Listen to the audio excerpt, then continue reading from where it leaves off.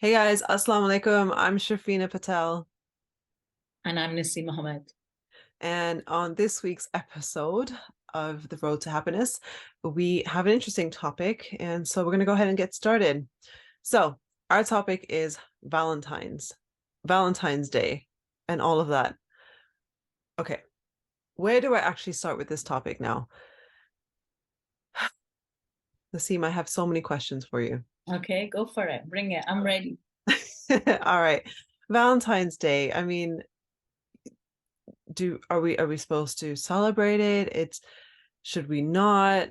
Are we gonna go to hell for it? Sorry, I'm just like there's certain things that I come across from a different world, a different perspective, and I'd love to hear this topic discussed, Yeah. basically. To be fair, if you're going to speak to the scholars, they're going to tell you no, because obviously there's no religious basis for it, and they've got this and that connotations. And my angle isn't the whole Valentine's Day, as in the whole marketing day of like millions of flowers sold and millions of gifts and millions of jewelry bought and peace offerings happening on today to try and rekindle. My opinion is that the love that you give, just as love as a person, whether it's your husband, whether it's your family members, your children, your friends, that love should be showing every single day. And, if you want a gift, it doesn't have to be the most expensive gift. It may be at some point something that you've saved up and you think, I really want to give this gift. But behind the gift, there needs to be genuine love, and it shouldn't take a day like Valentine's to share it. That's my opinion. Okay, I hear you on that, and often, for example, I know someone close to me, and they're just like, oh, my husband and I don't do Valentine's because it's just marketing. And that person mentioned, she said, but he shows me love every day. However, I feel that's a rare case, unfortunately, with the types of people that I know and I've connected with, because it's not often that we have this effort made every day. And so for me, sometimes I feel that in a way, in today's society where we are in the Western world, Valentine's Day is there, and perhaps it's nice to get that extra effort made on that day from both sides. Not that we're celebrating Valentine's, but just to make the extra effort. It's all around us and we're surrounded by it. And sometimes I feel maybe someone may feel a little left out because I've got 5 members in my family. They will make the effort. They'll get, you know, uh, something extra or something like that. And some people don't. So should people expect, should a spouse expect something? Should they not? Interesting.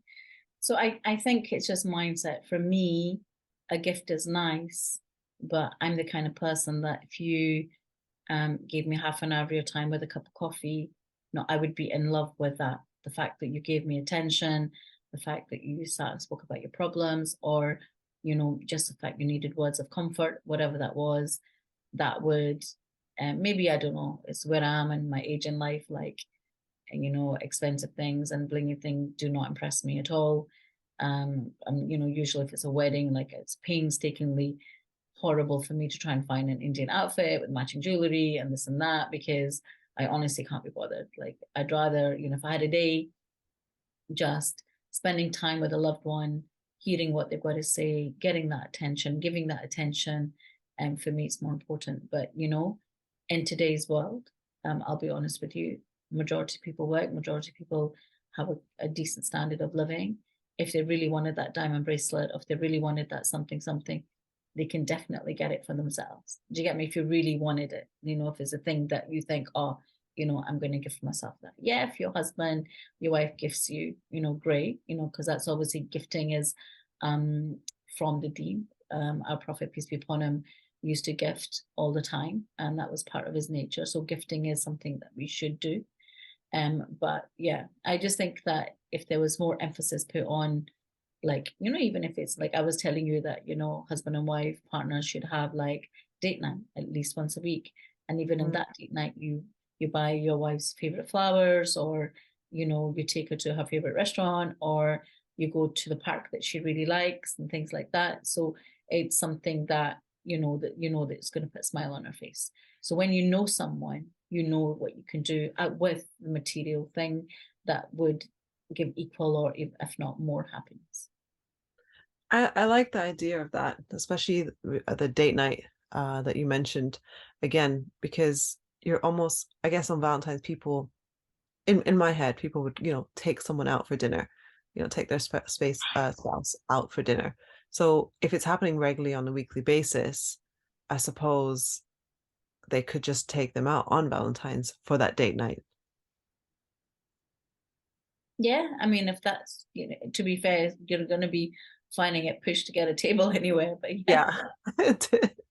I suppose they can always have the quoted Valentine's date night the day after or the day before. Yeah, yeah. And which makes more sense. Why wait once a year Mhm.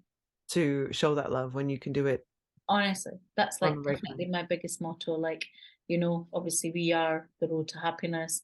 The road to happiness is you're never going to be 101%, million% happy. But if you're on that road and, our words of comfort go somewhere from taking a person from a place of sadness to a place of happiness and understanding the value and understanding what they need to do with their lives, as opposed to, how I speak about it in our sessions is, stop looking in the rearview mirror and start looking out the windscreen and look to the future, and as the company's not around anymore, but the future's bright, the future's orange, right? So it's looking at the future, and I think that memories that you can create in the future can take away the sorrows of the past or the hardships of the past, and to relive them and to remember them. And another thing is when people like meet new people, they've got to like have this entourage of, so in 1919 I met this person, then in 1922 I met that. They don't need to know the history, and from Mm. an Islamic perspective, when you talk about this and you repeat it, your angels are writing it down again.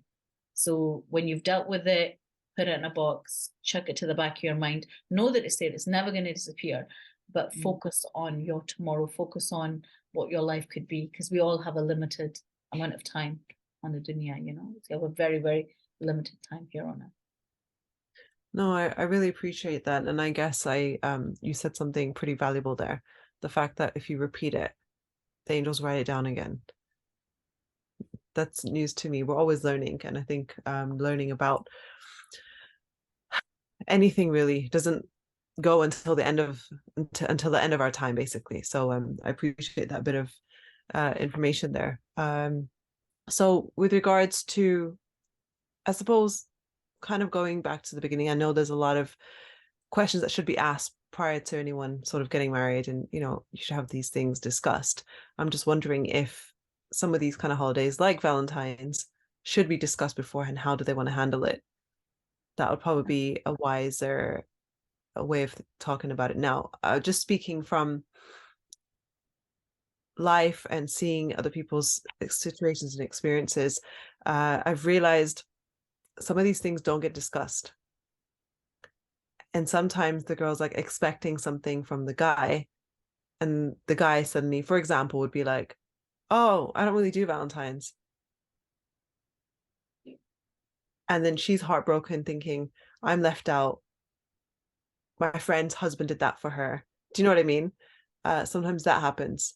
And I suppose I'm going to answer my own question here. I suppose these things should be discussed on how they want to handle things, Mm-hmm, mm-hmm. because communication is key, right? Yeah. I do definitely think it's a lot of it is marketing and making money. Obviously, if you Mm. look at sales of, as I said earlier on, flowers and cards and jewelry, chocolates, it shoots through the roof on Valentine's. And, Mm. and then I think that some people feel as a sense of obligation that they need to give it's Valentine's. Whereas, as you said, you can discuss like, as my grandchildren grow, like there's different occasions happening, but as like my eldest granddaughter, she's 6 now, so I think when she gets to about 8, 9, I'm going to be saying to her, look, when we have parties, we're not going to have a birthday party, we're going to have like 2 big Eid parties, and you can invite friends. And right now she's like, yeah, mommy says we're going to get bouncy castle, we're going to do this. So it's about focusing on they're not taking the enjoyment away. So for the person, if you said, if a couple sat down and said, look, I'm not gifting you on Valentine's Day because I want to be a party pooper. I'm just not gifting you Valentine's Day because it's just another day. For me, from Islamic perspective, it's just another day. But the concept of loving a partner, showing and your genuine care, affection, love, should be something that's done in small paces all the day, all the time. And then you do have that, one of the couples we matched, I recently spoke to them. They've been married for good 6 years now, I would say. And he messaged to say, "Hey, Bad, I finally got my princess." So he has two boys, and then now he just recently, the last few days, he now has been blessed with a baby daughter. He's like, "But Bad, you need to come. You need to come and see us." I'm like, "For sure, I definitely do." And basically, the concept, the thought process on his marriage is definitely built on that they lean on each other. They're each other's rock. Like they trust each other implicitly. Anything she needs, she goes to him. Anything he needs, he goes to her. And the sort of foundation of their marriage is that they're a rock for each other and they would never go to anyone else. And that's a much deeper kind of love. That's not your surface love. That's love that will help that relationship stick around for the next 40, 50 years. Does that make sense? Inshallah. Yeah, no, that definitely makes sense. And I suppose, yeah, sorry, that's it's nice to hear these kind of stories, if anyone that's listening right now, just to throw in there, you've and Nassim's had, was it over 3,500 successful matches, mashallah. So it's nice to hear one of these stories, and I'm sure over the course of all these podcasts, we will hear many more successful stories like this. Alhamdulillah, mashallah, it's nice. So there is hope out there for this Valentine's, for people that, are feeling like they're still single, or, not found their spouse. There is hope, straight up Nassim has a service for that. Personal Match UK. And no, I'm open to hearing, like, I like the way you've explained it about having date nights every week, sharing the love at different places, and having that respect and trust and that bond, which is so much deeper than just the one day that's been marketed a certain way, that, and I guess often people have the pressures on them. And even ourselves, I myself can feel like, oh, I want to feel like something, it's so easy to be felt like that. And then you feel disappointed. And definitely learning that communication is key, and having that understanding. People are not mind readers. People are not mind readers. Definitely learned a lot of lessons there. Yeah. And I think people who do get gifted, looking at things from the Islamic perspective, it's not to flaunt it in the person's face who didn't get gifted. It's not the Valentine concept. It's, I got something you didn't concept, or I'm left out, but you got picked concept, and ultimately, if everyone's working towards the most loving, caring, honest, valuable relationship, that is worth more than material things. So, how many times have you heard that money doesn't buy you love? Like there's some very extremely wealthy people out there, but they don't have love in them. They don't have somebody who genuinely loves them. It doesn't matter how much they gift people. That genuine love can't be bought with money. Yeah, that genuine love is really important, I feel. And I personally speaking, I feel like deep, genuine love cannot exist unless there's that respect and trust. These are the key factors. I feel like if you haven't got that respect and trust, for me anyway, then love can't exist, Yeah. Yeah. because that other kind of love is very much, I don't know how to explain it. What is the word? If there's no, I feel like you're just living in a bubble saying you love someone. But if Yeah. you can't respect and trust them, then it's not that deep. Yeah. Yeah. Yeah. And part of it just could be infatuation or That's the, the word. yeah, Yeah. or the want for someone, for example, the want for someone to love you because you are attracted to them or you feel that they're your type of person. Um, Mm. but maybe you're unaware that you're not gaining that person's love and trust. you think that things are moving along, and this is why, I keep referring back to having that regular check-in where you can speak honestly and say, these are the things that are bothering me, and how can we work on them together. It's not going into a relationship, it should be one of the things I talk about in my sessions is should never be talking about divorce. The word divorce shouldn't come up Mm. at all. And even like when people are getting matched, like one of the things I teach in my early coaching sessions is there's no such thing as rejection, because every single person you meet can't be your husband or wife. It's compatibility. If that person doesn't see that they're compatible with you, they're doing a massive favor by walking away if they don't see compatibility. Because compatibility is where the trust and love can grow from. And the Mm. compatibility is lots of things that have to be discussed to see, again, as you said, are we compatible? Like we've had a few matches where the person's been like totally anti Christmas, for example, and Mm. she's like, oh, we do Christmas pajamas and Christmas crackers, and it's not like we're doing it for to celebrate Christmas. It's just a tradition that's been going in our family. So it's how it's communicated and done. And then if you are going to move forward with that person, how much would they accept that, or how much would they not accept that before it turns into a full-blown relationship? So as you said, talking about occasions, traditions, cultures of how you've been raised, and areas where you think, actually, I do want to improve on these areas, then you're moving forward, fully accepting that this is the person I chose and this is what they came with. Does that make sense? Full acceptance on that. And there should be full disclosure as well. Say, look, by the way, these are the things I do in my life. These are the things I've been raised with. Like, how do you feel about them?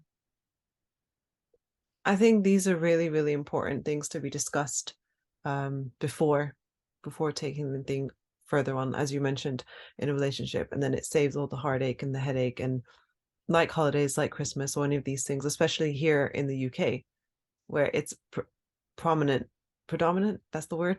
I get my words mixed up sometimes, but that's predominantly the main kind of thing. And for me, to be honest, I guess I'm speaking about myself. Enough within myself, yeah, we do make the effort at that time, and it's the time because everyone stops. Everything closes. Well, most things close. I think they're still trying to open things up now, but most things close, and it's the one time where you can get the family together Mm-hmm, mm-hmm, and everyone's off and everyone can get time off work and everyone, like it's convenient. mm-hmm, mm-hmm. um and it's just nice to have all the extra effort made and have a big meal, and I think it's that for me is really nice to do. Mm-hmm. But yeah, Which we can which come can be done. We do it within our family. Like there'll be either New Year's Day or Christmas Eve, where we Mm. all get together, and we're not celebrating that day, but we're celebrating being together, all of Yeah, us, because no yeah, one's at work and we're all off. And somebody brings a dish, or you've got the kids to sit and play with, and there is that holiday atmosphere because it is holidays, right? yeah, But it doesn't have to be the word, or the only difference would be you just don't use the word Christmas and everyone still had a great time. You've got ajr, you've got reward from Allah subhanahu wa ta'ala for coming together as a family, loving each other, feeding each other, giving time to each other. And that's one of the things from the Islamic perspective is the more time you give to your kith and kin, the more time that you give to your blood relatives and your siblings and your children and all that kind of stuff. There's reward in that for you.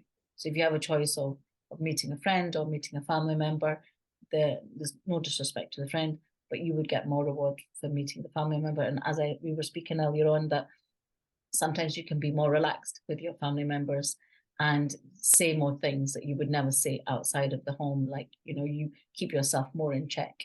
yeah. So, and the biggest things is to show that love to your own siblings, elders, parents, all of that. And I'm guilty of it myself. Like when you do get a little bit frustrated, then it's something that happens, but knowing that you want to change it, I think, is where the reward is, and think, I recognize I did that. Let me pull back. Let me try and not do that. I don't know. I don't know what your thoughts are on that. I hear you on that. I feel definitely for me, I've had a very different life story. So I kept myself quite distant at some points of my life away from family. So at the moment in my life, personally, I'm sort of working on the whole family thing through certain experiences that have taught me that. And I appreciate those lessons learned, and learning to sort of rekindle certain relationships within my family. But I also understand it's about finding that balance between it as well. We do need our friends, it's nice to get mixed in our cultures here, and then also working on being a bit more nicer to family members, because Yeah. sometimes you get so used to them, it's easy to get frustrated Yeah. and then be a certain way. And you think, God, I wouldn't be this way with my friends. Why am I doing it to my family, which are my family, that will accept me through thick and thin? Yeah. And So that's, forgive you in a heartbeat, you know? yeah, for all of my madness. Yeah. They, they'll always be there. I mean, I think recently, so I've got a niece now, mashallah, alhamdulillah, and I've been, I spent quite some time looking after her. I was there when she was born. Actually, in fact, I was wearing the sweater the day she was born in the hospital. Oh, no. And yeah, this is the sweater I was wearing. And I keep saying to my mom, Mom, I'm sorry.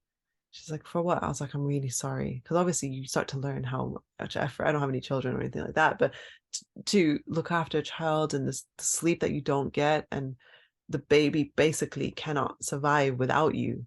So you have to. So I'm thinking, I'm only here now because my mom did look after me, obviously. And, I didn't let her sleep. I probably, God knows what my diapers look like. Like you start to think all these things like, whoa, how many times did I scream in her ear? I don't know, like as a baby. Um, so yeah, I felt bad. And so I'm trying to work on those things. And I know we've gone on to a different topic altogether, but I guess it's love in a way, right? We don't That's just need all Valentine's to do Day. with love. It is all to do Yeah, with love. it's And what does love rest on? As we've clearly agreed, both of us, that love rests on respect and trust. So, interesting.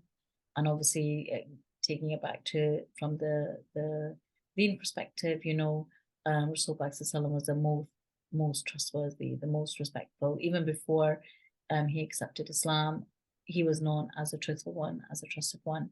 So these are traits that we should have for sure, and emulate them. But going back to the friends comment, and one of the bands I listened to, I was telling you I would listen to like Abdurrahim Murphy from Dallas, and he was talking about when you've got your mosque crew and you've been to the Bayan and you're done your prayers, and then you go to Go Waffle or you go to Go Donut or wherever it is. And he goes, you should be including your friends, and you should be including all cultures, whether that person's Muslim or not, and say, hey, we're going to be down here for donuts, come and join us. And maybe they're not going to meet you at masjid, but the Islamic faith is very inclusive. So you shouldn't be just saying, oh, you're not mosque crew, so you can't join our team. Which I thought that was really nice. And it's nice to be reminded that it doesn't matter what it is, especially like myself. I try and keep in touch with all of my neighbors. All of my neighbors are non-Muslim. But to drop off a box of biscuits or a bunch of flowers or something, say hi, check on them. This is part of our faith as well. So love thy neighbor, and it doesn't matter what faith your neighbor is, for you to show your kindness and genuineness, I think, Mhm. regardless of anyone's faith, is inclusive, learning about other people's faith and being inclusive, rather than, unfortunately, I don't know if you've come across it, some people are prejudiced, which kind of really hurts me quite a lot when I see that. Yeah, I mean, unfortunately, I've been raised very differently. I've been raised with different mixed cultures. I have mixed cultures within my family. Uh, we've come across all different various religions and things like that. So, however, we will always just love people as they are. We're not here to judge anyone. We're not here to, if they're going to respect us, we're going to respect them. Yes. If they're going to trust us, inshallah, we can trust them back. You just kind of keep it neutral. At the end of the day, I'm not here to judge or say that person isn't Muslim, because firstly, I can go into another talk or debate on that. Who am I to say someone is Muslim or not Muslim? Um, and I'll be honest with you, like I myself, things are always said, because obviously I don't wear a hijab on a regular or anything like that. And obviously we cover our hair and we pray, but that's about it for myself. And people do say things, like, is that person even Muslim, or what are they doing? I mean, I won't go into it, but My DMs can look very different, and you just have to just ignore it. Um, but I think someone will always say something. Someone will always say something. And I guess going back to the main topic of the whole Valentine's thing, should a couple want to say the husband wants to take his wife out on Valentine's Day, he gets lucky to manage to get a table, right? It gets busy. Then that's between husband and wife, right? It's Yeah. their thing. That's how they want to Yeah. make the effort that Yeah. week or whatever it is for Yeah. date night. Yeah. Yeah. And it And could be, it could be obviously putting the whole Valentine thing to one side. It could yeah, be that that day, the, she felt special enough or he felt special enough to then obviously what we're talking about is to stay together for a lifetime. So mm, maybe that effort on Valentine's Day was the day that actually the decision was made to stay rather than leave. So you don't yeah, know the power of it. You don't know. no, it's true, it's true. So all these little efforts, again, love, effort made, trust, respect, and to be done on a weekly, on a regular. But if we specifically talk about the day itself, then obviously we're not here to celebrate Saint Valentine's and things like that. But there's no harm in showing love Yeah, in definitely. any which way, whichever whether you make a cup of tea, give them a hug, or take them out for dinner. Yeah, yeah, yeah. The simplest of things, the most, and sometimes just being there, you could just sit with your cup of tea and people watch, just be together and just be in the moment. And sometimes that's more powerful than even speaking. Yeah, no, I hear that. It's beautiful. It's really nice. You know, I'm just trying to think what else we could cover with this. I've had a few breakthroughs just hearing this conversation now. Obviously, I'm still on my journey. If anyone heard the beginning of this podcast, the previous episode, I mentioned that I've had support sessions from Nassim. Um, we won't go into that so much, but I've been learning quite a few things, had a few breakthroughs. I'm still a student. I think I call it a student, learning about life and on this journey to happiness. Alhamdulillah, Allah's brought us together. Our stories go years ago, and here we are now together, sort of collaborating on this, and hopefully sharing insights to others. And I hope people find this beneficial.